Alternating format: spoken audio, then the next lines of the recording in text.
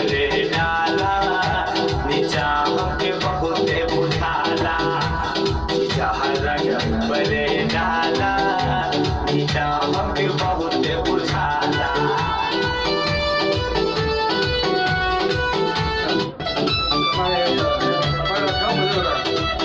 दूसरा के धाने कारण काहे बुझता राजी पति मान रह जाके दीदिया से तो बीजी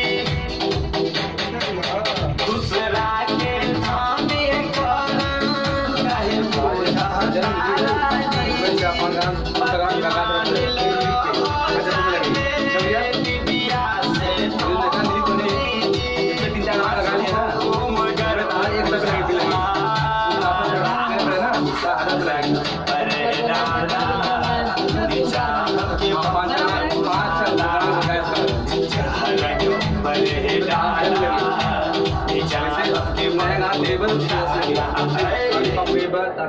दूसरा के